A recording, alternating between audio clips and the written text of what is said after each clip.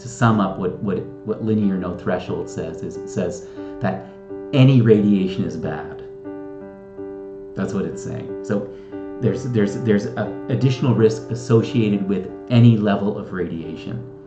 And the reality, and I think it's convincingly been shown, is that this is not true. The Rational View is a weekly series hosted by me, Dr. Alan Scott, providing a rational, evidence-based perspective on important societal issues. Hello and welcome to another episode of The Rational View. I'm your host, Dr. Al Scott.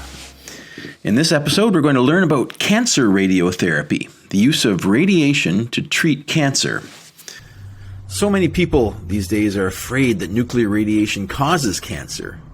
And yes, this is possible if you receive a sudden megadose of radiation, but it's very difficult to get just enough radiation to increase the risk of cancer while not getting too much dose and then dying immediately from acute radiation sickness.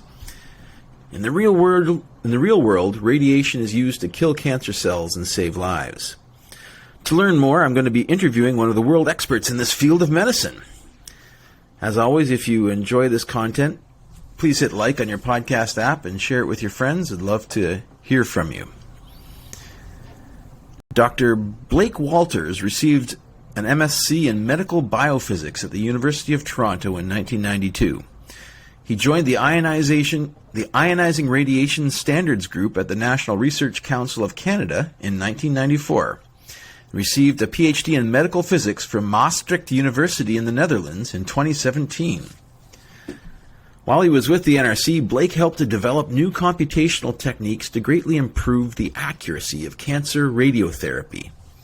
This work helps to spare healthy tissue while maximizing the dose to tumors. This work has been adopted in radiotherapy clinics around the world and has become the gold standard for accurate radiotherapy planning. Currently, he continues his work for the NRC, developing and implementing Monte Carlo techniques to meet the increasingly complex demands of current radiotherapy technologies. He's also the in-house physicist, specializing in dose calculations for low-energy X-rays for a company that designs and manufactures preclinical and clinical irradiators sold around the world. Dr. Walters, welcome to The Rational View. Thanks, Al. It's great to be here. Thanks for having me on. Oh, I appreciate you coming on and chatting with you. This is definitely a subject that I have a lot of interest in. Nuclear energy and radiation and cancer and all of that stuff is actually an important social issue right now because of the energy transition that's going on and the fear that surrounds nuclear energy. And getting experts in to talk about the risks and the rewards and the uses of radiation, I think, is very important and needs to get out. So, could you tell me a little bit about your background? Where are you from initially? So I was an engineering student at the University of Toronto. That's kind of my undergrad history. And at that point, I was studying aerospace engineering. Aerospace? Yeah. And then you got into medical biophysics. Why did you make the transition? Lack of jobs, really. So when I graduated in 1989, the Canadian aerospace industry was pretty much dead unless you were working for SPAR. They had a little bit of going on with the Space Shuttle and Canadarm. And so my classmates and I all either transitioned into MBAs, which I didn't really want to do, law school, which I really didn't want to do, or grad school, and so in the sciences. And I ended up really happening upon medical physics by accident because I worked at the cancer clinic in Toronto. Never even knew it was a field until I had a summer job working with their linear accelerators. And that led linear accelerators at the University of Toronto? No, these are linear accelerators in the cancer clinic. So this is like a particle accelerator. These are particle accelerators that are used to treat. I mean, this is the current technology for treating cancer patients with radiation therapy. And so you encountered that as a graduate student at U of T? Yeah, well, I worked as a summer student, then I went into imaging physics as something to study because I thought radiation was quite brutal, and I didn't think that it had much of a future, along with a lot of other people. And then it was my work at the National Research Council after graduate school that really changed my mind on radiotherapy and where it sits in terms of cancer treatment and, its benefits, its actual indispensability in terms of cancer treatment. I really had my eyes open to that while working in techniques to help improve it. So yeah, your impression that radiation is brutal is I think common and shared amongst the general populace. Yeah. I mean, I also was deathly afraid of radiation just because of the public narrative that radiation is this deadly, toxic thing that kills people and ruins the environment and leaves toxic wastelands. So I think we all grew up with I don't know if you did, but I grew up with the shadow of the nuclear holocaust, as a Cold War kid, that was going to be the way, right? That was going to be how it was going to happen, how we were all going to go. And so I think that's incredible propaganda on a whole generation, multiple generations actually. So the field of radiotherapy is people who get cancer know all about it, but I think people that are not in that loop don't know much about it. And from many people's thinking, radiation causes cancer. Why would you use it to treat cancer? Doesn't that just make things worse? Well, you could argue that you use it to treat cancer for the same reason that it causes cancer, because you are looking to. I mean, it's the radiation relies on our ability to aim it. It is a really high energy bullet, essentially. And there's nothing. People have talked in the past about the magic bullet for cancer treatment, which is sort of the chemotherapy that will go in and target the specific tumor, latch onto the tumor, and just destroy the tumor cell. Well, with radiotherapy, we actually it's a bullet definitely, but it's not magic. We have to aim this, and so as long as it's aimed in the right place, and we know how to do that fairly well, then it will allow us to destroy tumor cells while sparing anything healthy around it. In general, I mean, at the level of radiation we're talking about for treatment, this is something that we want to avoid exposing healthy tissue to. Okay, so you basically have this beam of radiation that you aim into a person and try to hit their tumor with. Exactly. While not depositing a lot of dose in the healthy tissue between the gun and the tumor. Yeah, exactly. And after the tumor as well, I suppose. Well, and it's further complicated by the fact that depending on the energy of the particles you're using and the type of high energy particles you're using, the peak dose doesn't necessarily occur at the entry point. It can actually, due to interactions as it goes through the tissue, peak dose can be reached somewhere below the surface of the skin. So it's not linear, effectively. The dose doesn't peak at the skin and degrade as you go into the body. The particles themselves will penetrate and deposit their dose somewhere inside the body. Is that correct? Exactly. They set other subatomic particles into motion. Those set other ones into motion. So you have a cascade of events, and the net effect of which, in terms of dose at least, peaks below the skin somewhere. Okay. So you have this factor as well. So maybe tell me a little bit about your work. You started looking at radiotherapy back in 1994, and you said when you were talking to me earlier that it was a scary and imprecise field when you entered it. What do you mean? What was it like back then? I don't want to leave the impression that people were getting, they were playing fast and loose with radiotherapy treatments before then. But the algorithms that were being used into say the early mid-90s were quite approximate, and they would deal with radiation in a fairly simplistic way that wouldn't account for things like tissue heterogeneity, such as bone or implants, things like this, which all affect the dose. So they would generally regard tissue or a human being as a water balloon, and let's see where the dose is. And those are the first simplistic treatment algorithms. Then they found that's the old adage of the physicist: assume a person is a spherical ball of water. Exactly. I mean, we all hope for those in our problem sets and our the things we have to hand in for class, but the reality is a lot more complicated. So I can see what you're getting at. It is a little scary. It's we're lucky in that the approach has generally been conservative in terms of radiation dose.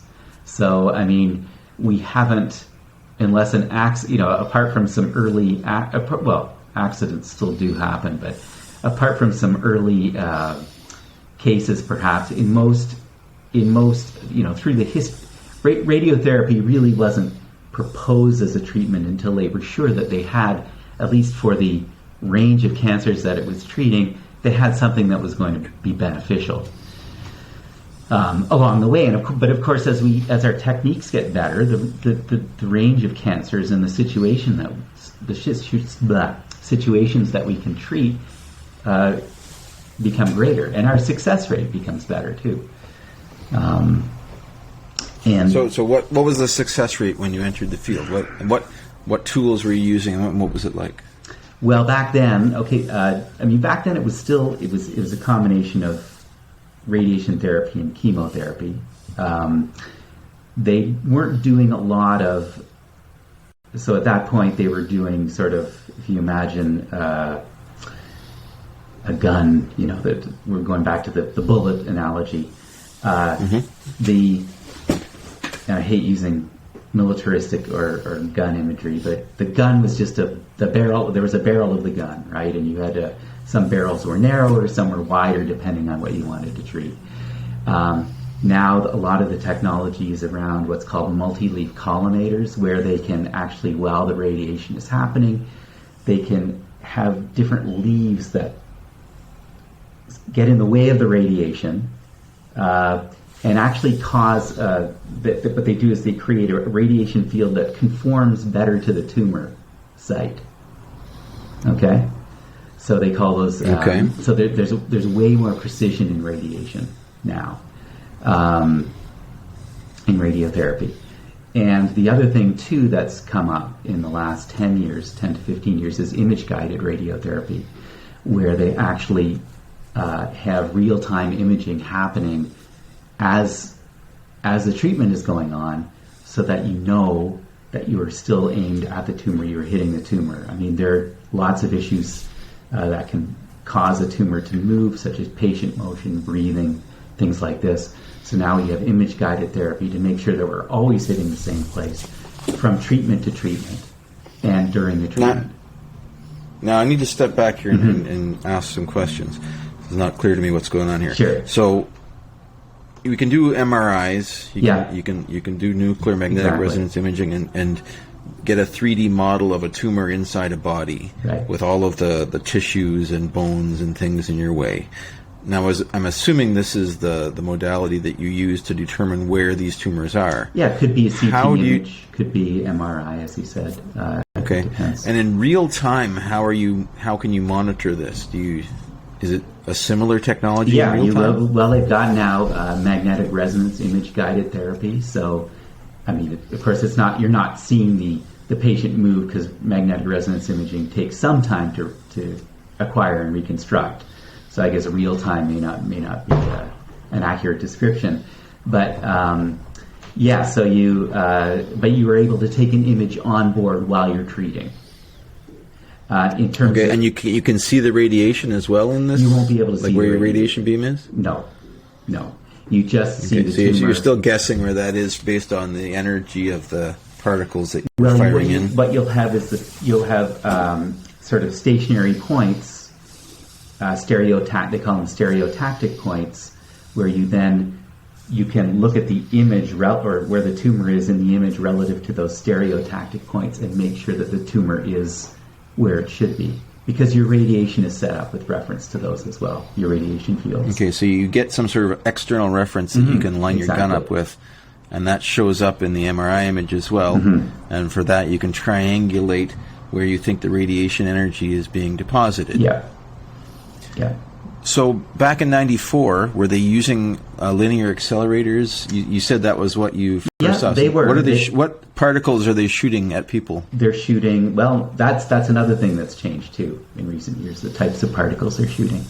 So back when I started, they were treating with a lot of gamma rays. So these are non-charged particles, and they were treating with electrons as well.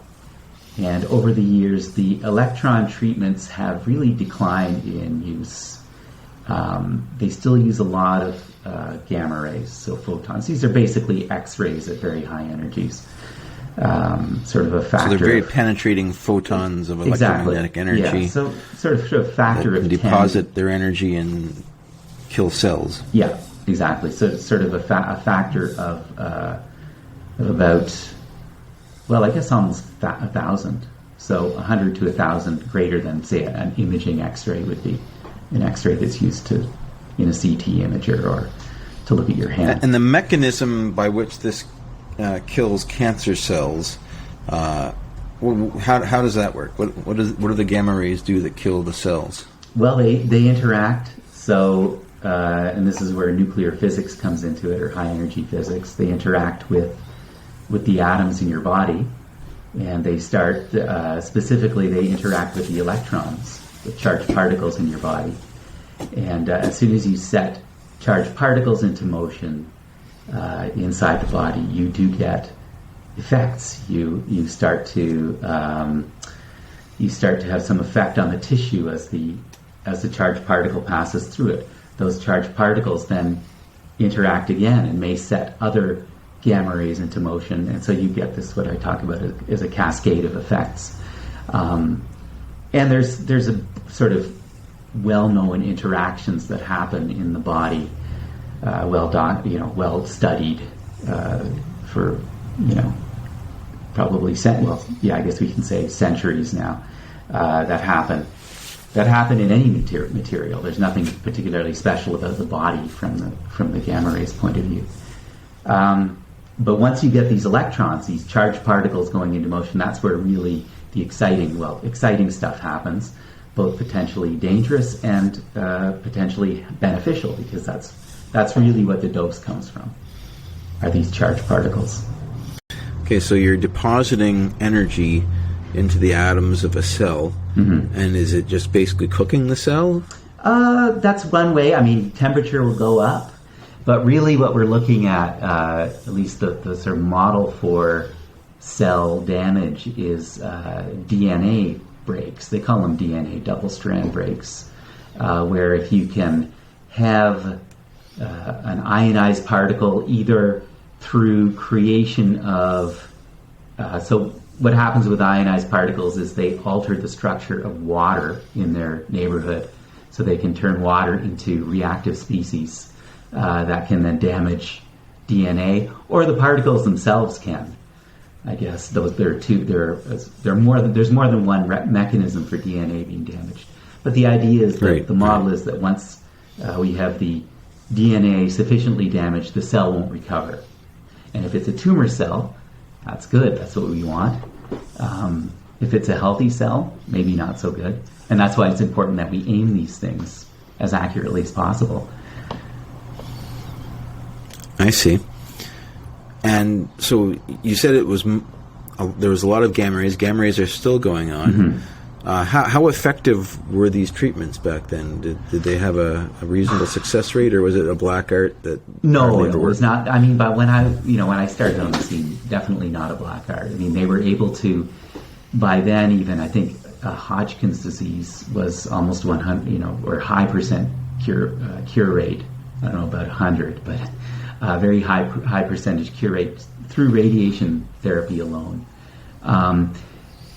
And as it is now, it's also used in conjunction with chemotherapy.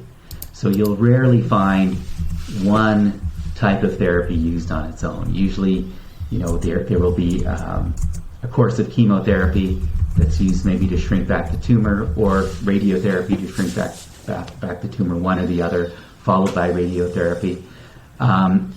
I don't know in terms of, because I'm not really a clinical guy, I'm not sure how they actually intersperse those. But usually they're used in conjunction with each other. I see. Yeah, that makes sense. So it had some reasonable rate of success depending on the cancer then. Sure, yeah. I mean, this is true of all cancer treatments. Yeah. What's the rate of... So I mean, people are very worried about radiation causing cancer. Yes. Is there... what's the risk of getting a new cancer from getting radiation therapy? Well, I mean, it's... At some point, I think that in most cases, someone undergoing radiotherapy, the sort of the statistics of concern are really the destruction of the existing cancer. And so anything due to background or some radiation in an unwanted area, higher than normal dose, those would be those statistics would be completely wiped out. I mean, this is something that I've never seen measured. Additional cancer due to cancer treatment. Now they do look at additional cancers due to imaging, so X-ray and CT imaging. They've attempted to look at this, or background radiation, or accidents. I mean, we get into sort of the other area of radiation and interactions with people, which is the radiation safety area.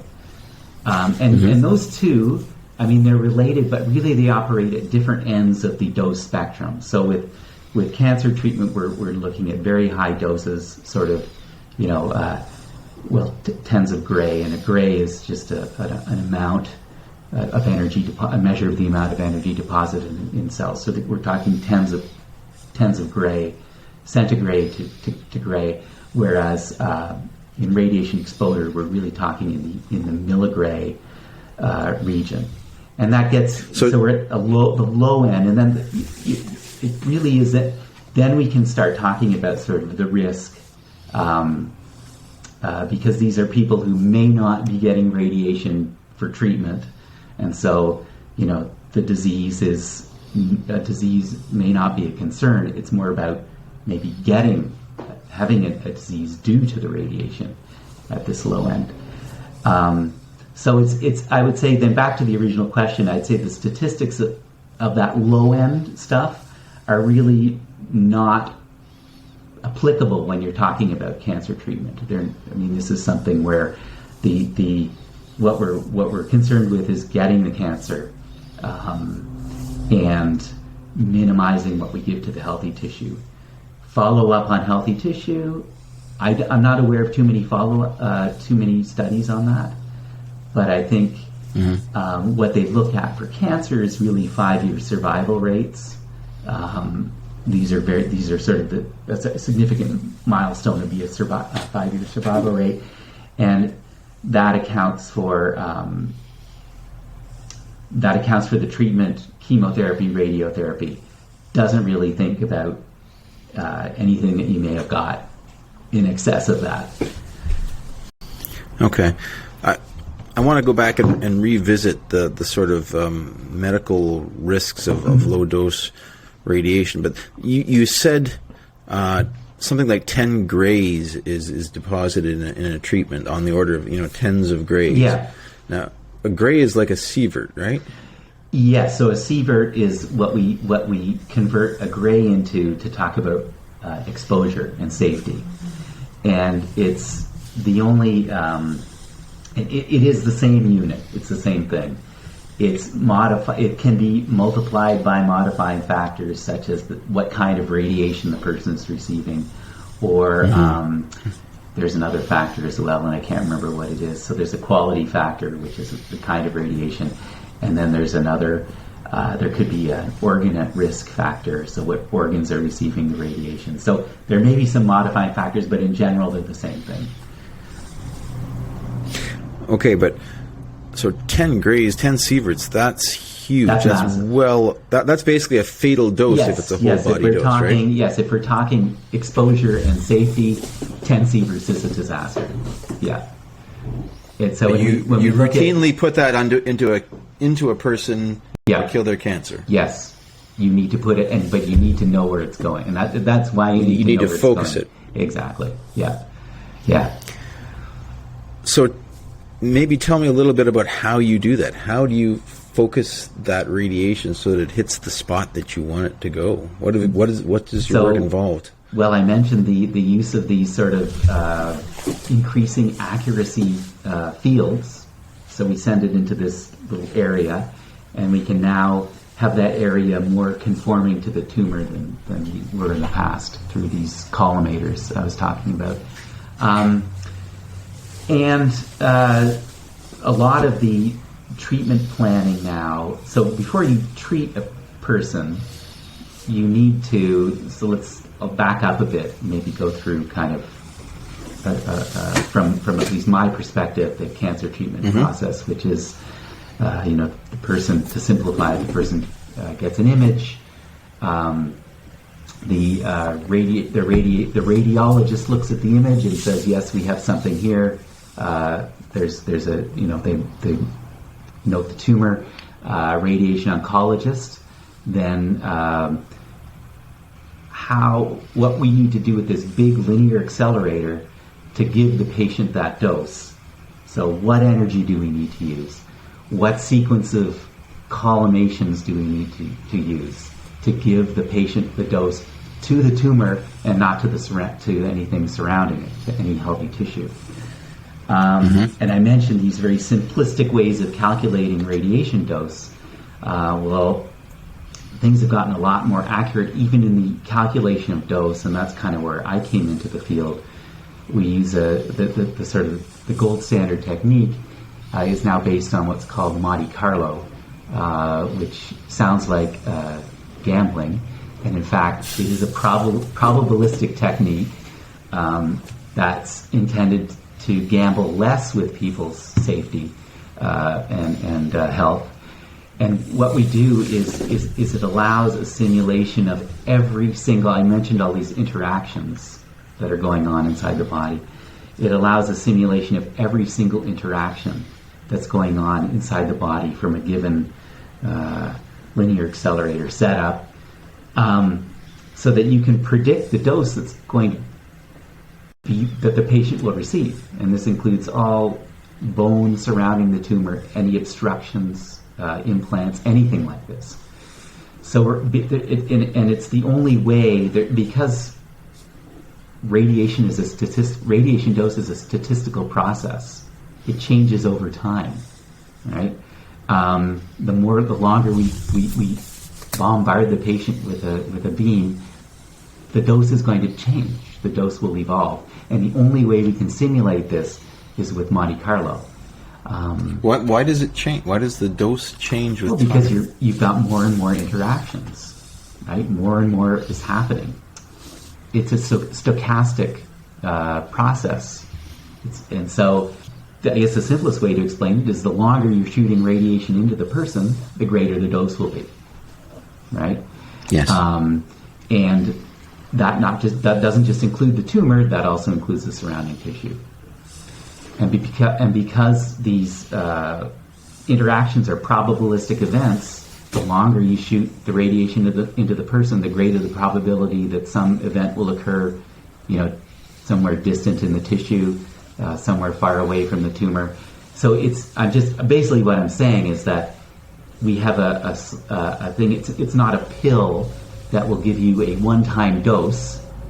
This is a thing that we need, that as long as we aim it into the tumor, we're giving the tumor the dose, but it's over a time, right? So this is happening over. There is a time component to this, and the only way to simulate accurately this plus interactions in all of the all of the entire environment of the tumor really is with this technique called Monte Carlo. Okay, so you simulate the body and the radiation interactions. Yeah, exactly.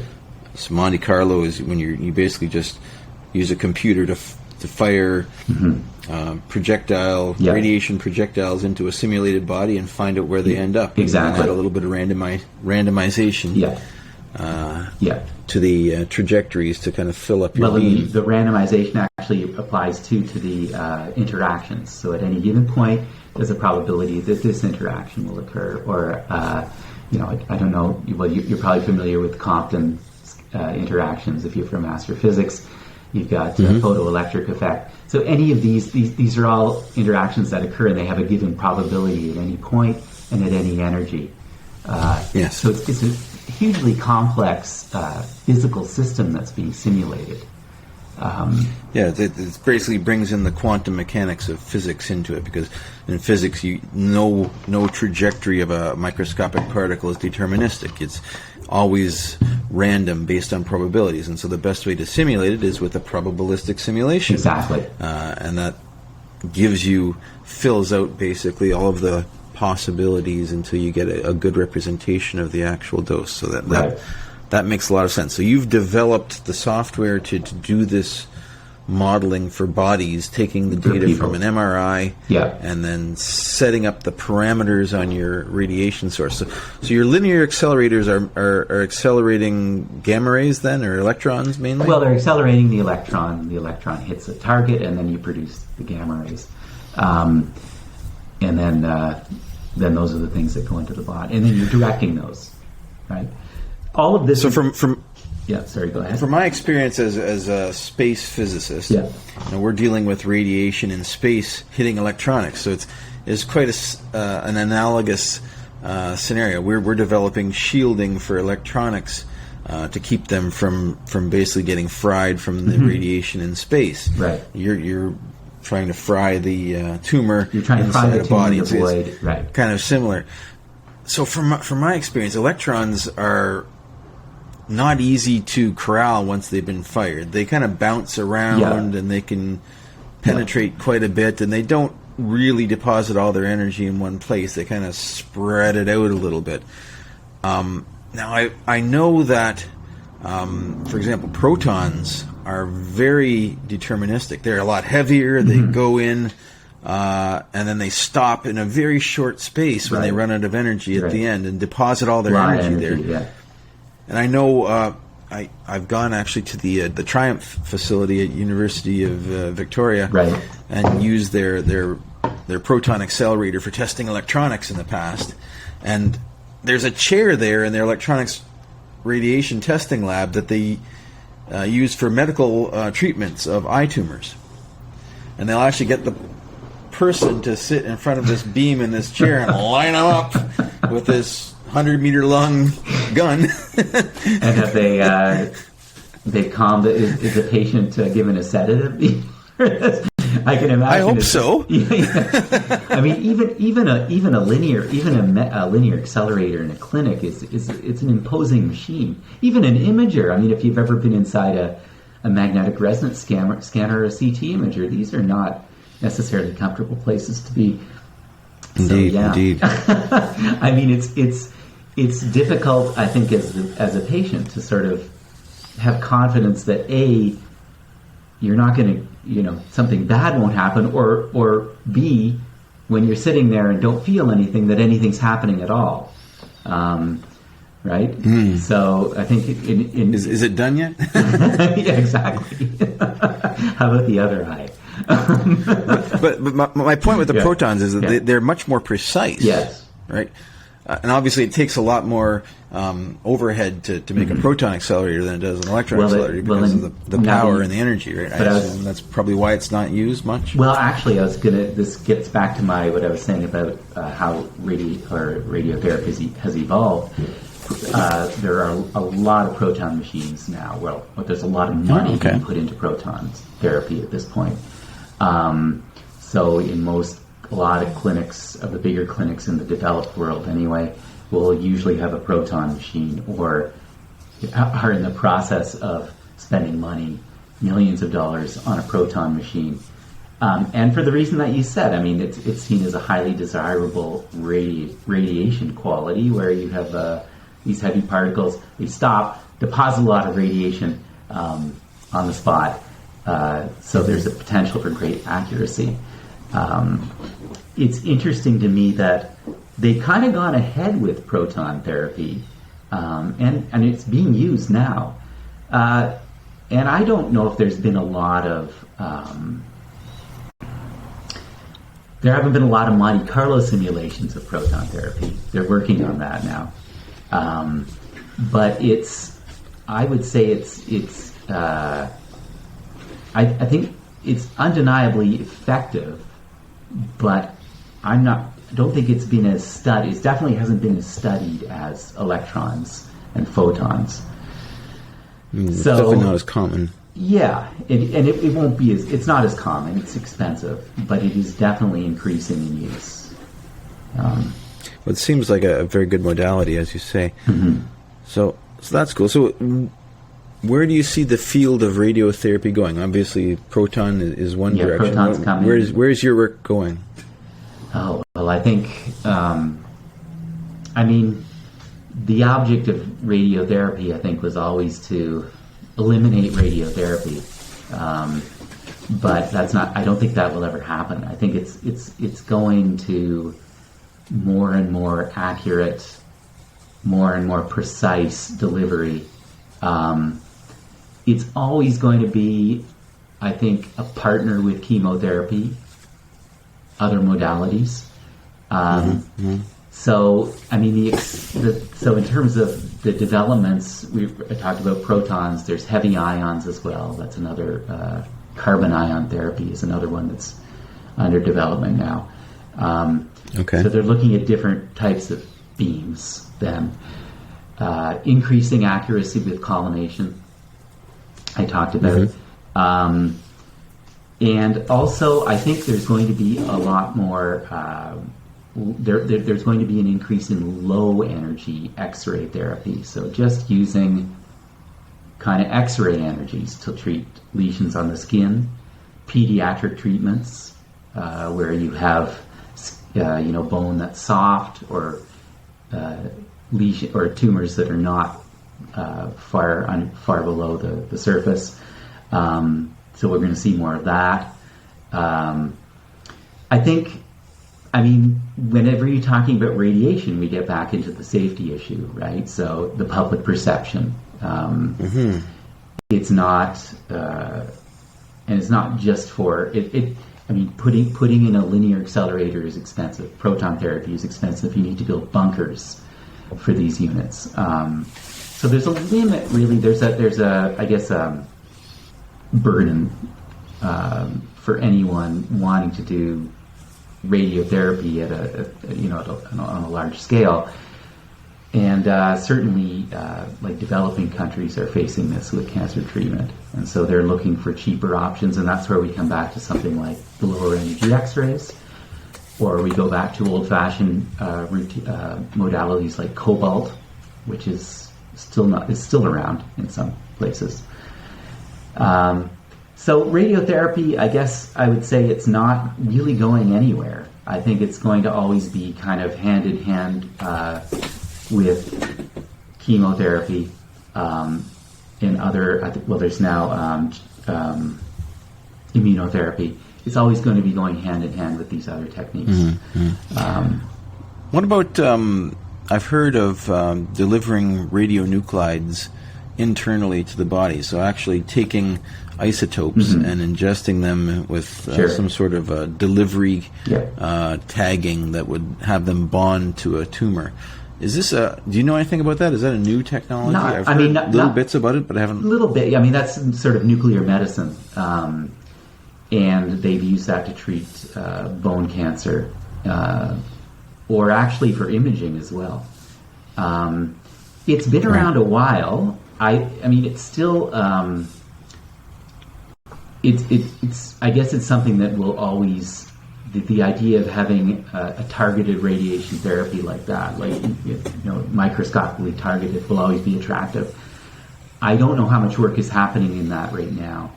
I know there's another technique called radiotherapy. I don't know if you've heard of that, which is still an external. No. It's an external therapy, but you actually now insert.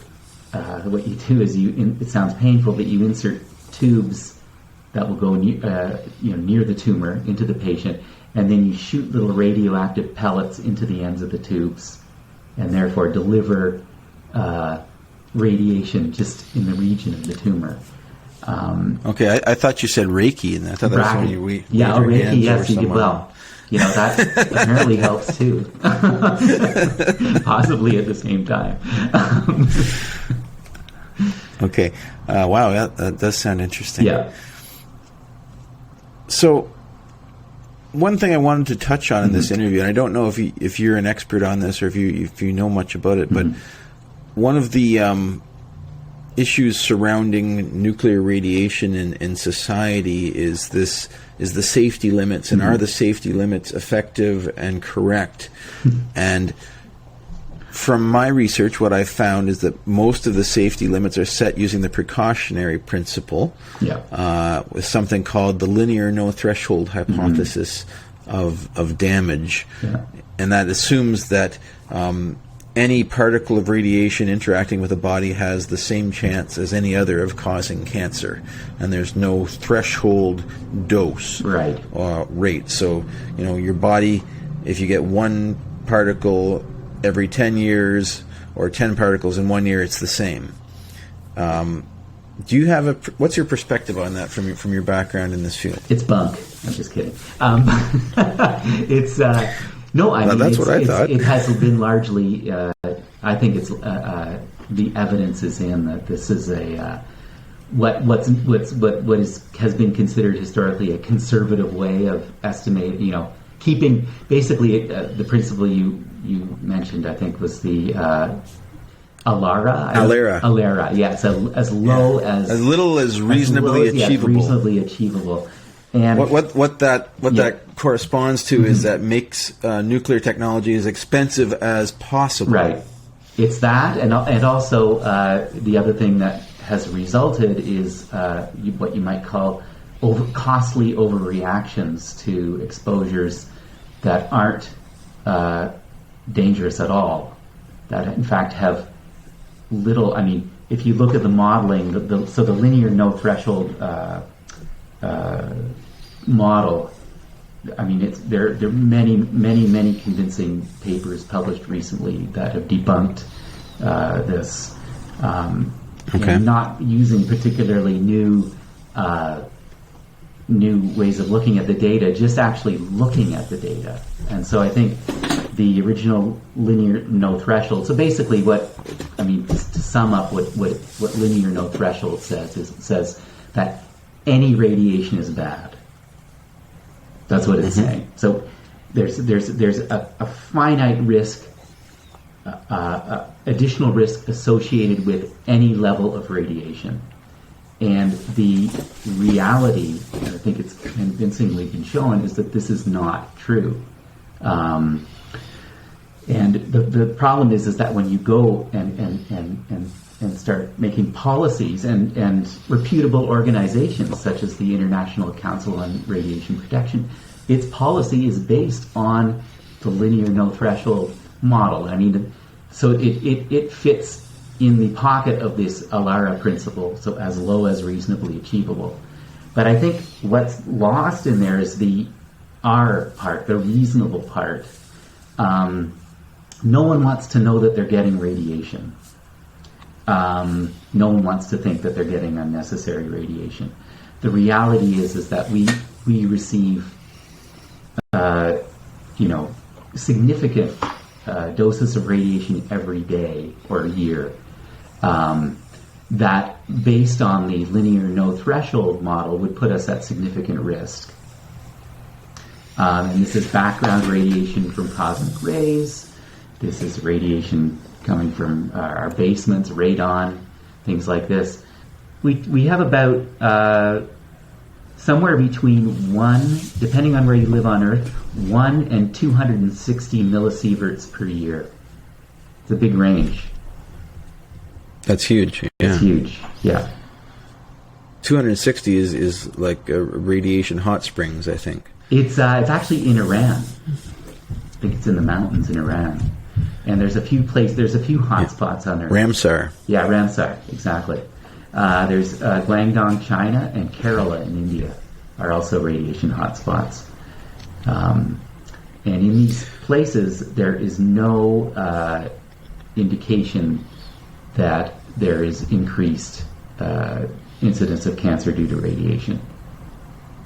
That's important. That's and in fact, sorry, go ahead.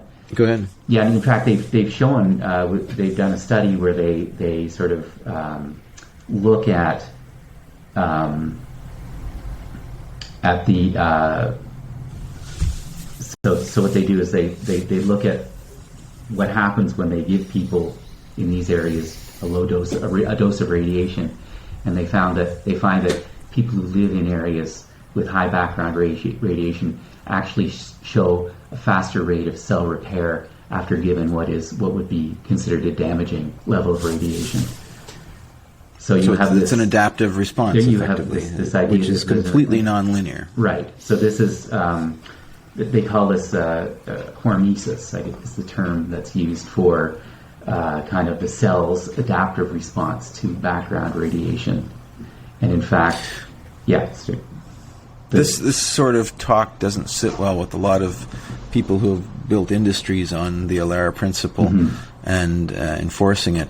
For example, radon. There's a huge industry in eliminating radon to get levels of radiation in your basement down below a certain threshold. And the thresholds are dropping every decade for no apparent reason. I don't think there's any data that shows that radon actually causes an increase in cancer. No. And these it's leading to unnecessary costs. Cases, I don't know if there have been any radon evacuations. I'm sure there have been. Displacements, displacement of families, groups of people, anything like this, based on this faulty modeling and this faulty idea. And yes, it comes back to this idea that, we don't want any radiation. We don't know why. It seems like there's actually, once you get down to a low enough level of radiation, you actually have negative risk associated with it. I don't know if anyone's come up with a single explanation, but one that's thrown out there is certainly that we have evolved with all beings on the planet have evolved with a level of background radiation that was probably greater than it is now. It's true. All the radioactive stuff in the world has been decaying throughout the history of the world and getting less radioactive. So right now, it's the least radioactive time in the history of the world. Yeah, but we're so maybe we're going for that. Well, maybe we are getting so that we can tolerate less. I don't know, but I'm not throwing that out there. I didn't say that. There's something to be said for cell renewal, and I think a certain amount of radiation damage, as it were, can bring that about, can sort of prompt that, and that may be a healthy thing at a low rate, at a low enough rate. Tell me about that. Cell renewal. Cell renewal. Well, a certain amount of so if you by inducing death or DNA repair, I guess. Maybe instead of cell renewal, I should say DNA renewal would be a better way of putting it. So you induce DNA repair, and this may actually have a beneficial effect in terms of helping us survive genetic mutations, potentially damaging ones down the road.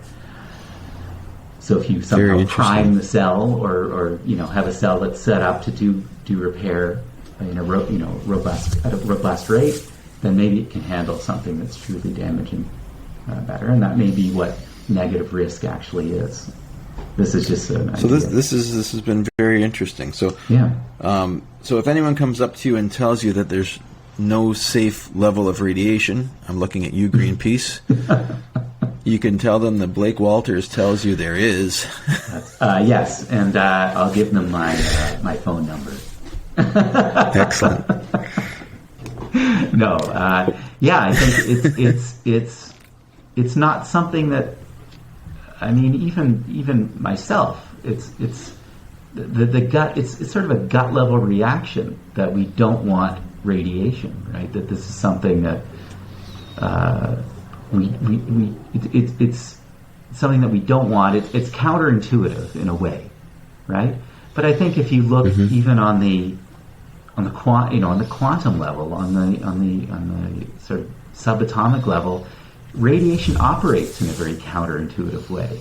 Its operation, how it works inside the body. I've talked about it as a bullet, but that's such an approximate description. Really, it's quite an elegant, like I said, a cascade of events, and this isn't necessarily an intuitive thing, and it's an area, I guess, of science where we do have to sort of be prepared to entertain counterintuitive notions. Doing this on a mass scale, of course, or on the scale of public policy is very, very difficult, because I don't think that when it comes to public policy, especially here in Canada, I think we really like things to be we want to keep things as low as possible, right? So it's a simple solution that is wrong, and the world is full of them. Yeah, exactly. It's a simple, intuitive solution that's wrong. And it's basically that one principle, that one precautionary principle, focusing on the fear of radiation and keeping it as low as possible, has basically hobbled nuclear energy for the past 3 decades. Oh, yeah, definitely. And as one could argue, is basically the driving reason that we have climate change now.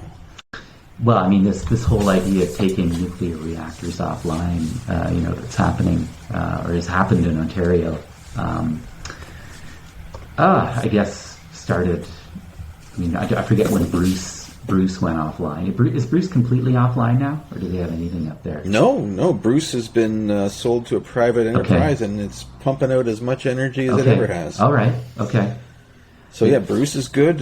It's undergoing a refurbishment right now, a midlife refurbishment. Okay, good. Darlington is going through a midlife refurbishment, and Pickering is slated to be shut down in 2024. Right. Okay.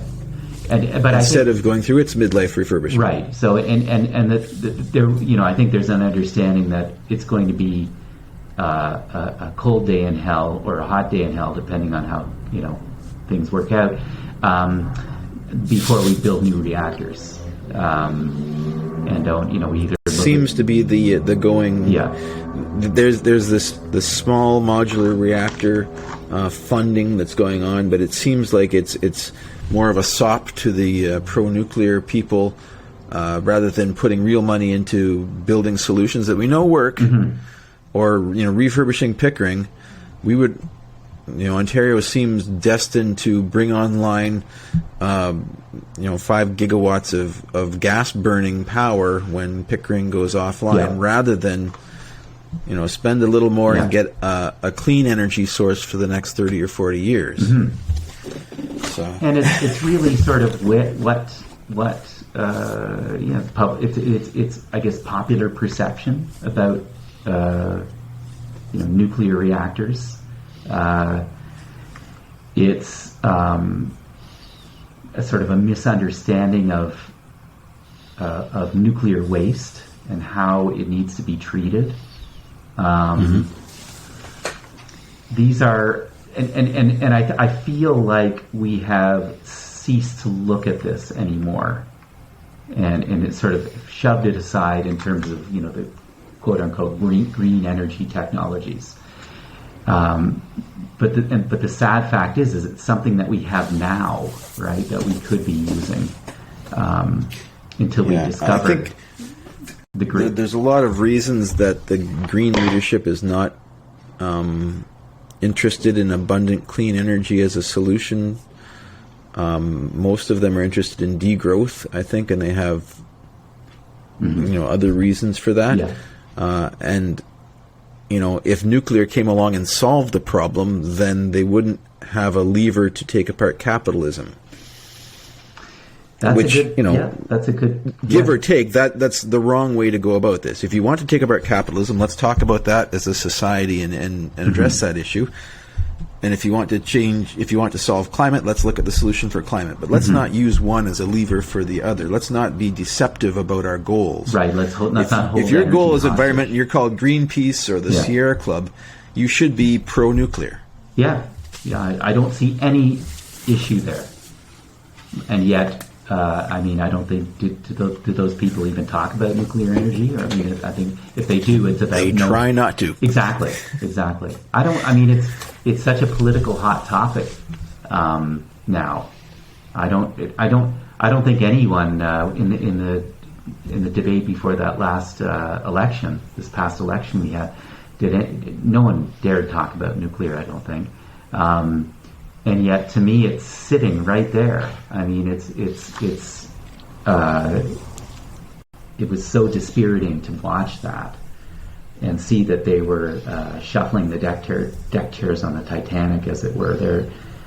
They really didn't propose anything feasible in my mind. I mean, they didn't propose anything anyway. No, there's no plans that work.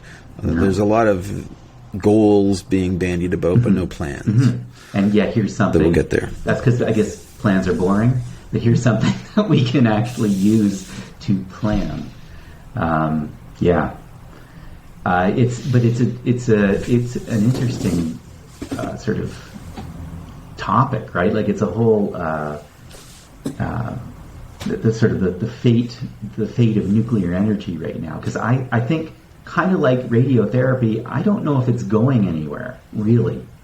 I don't know if are we ever going to get to the point where we say, we don't need it at all?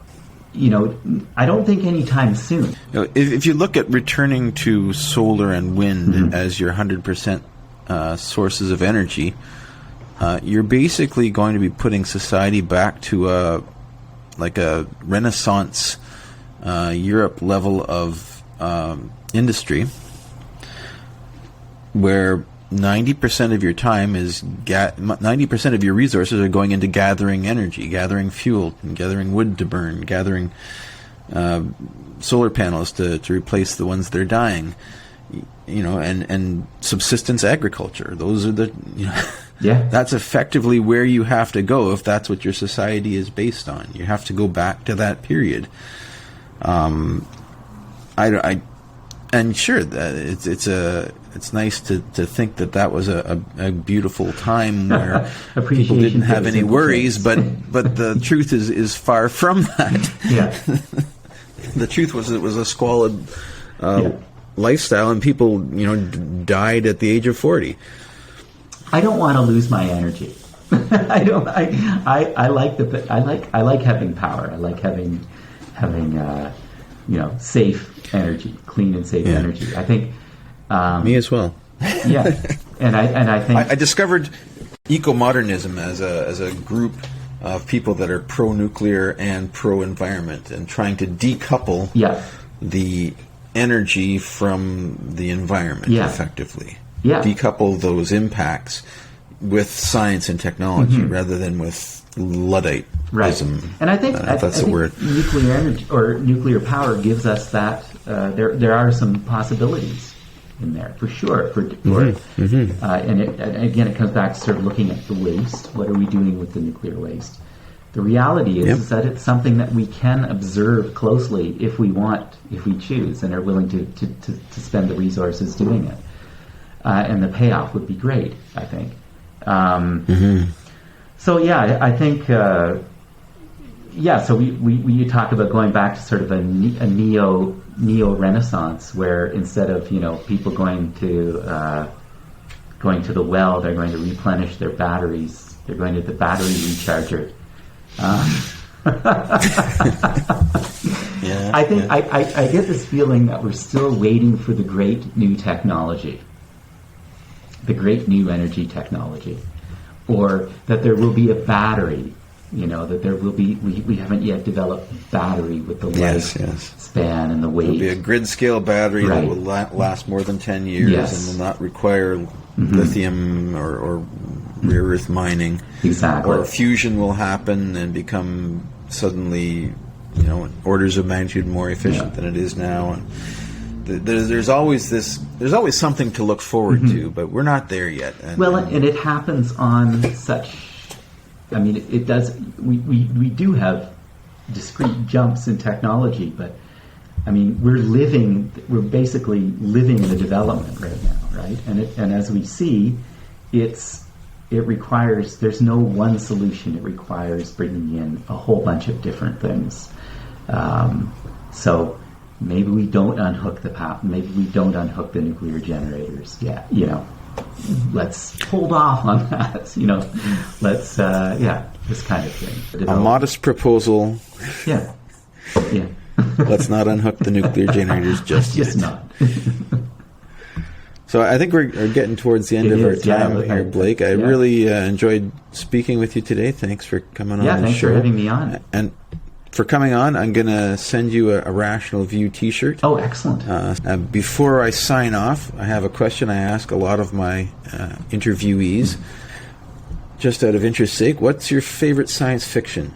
Oh my! You know what? I think the best or my favorite sci-fi book that I've read in recent memory was The Sparrow. Did you ever read that one? The Sparrow? No, I haven't. So it's about Jesuits in space. Really? Very interesting. Yeah. I highly recommend it to anyone, even if you're not a huge sci-fi fan.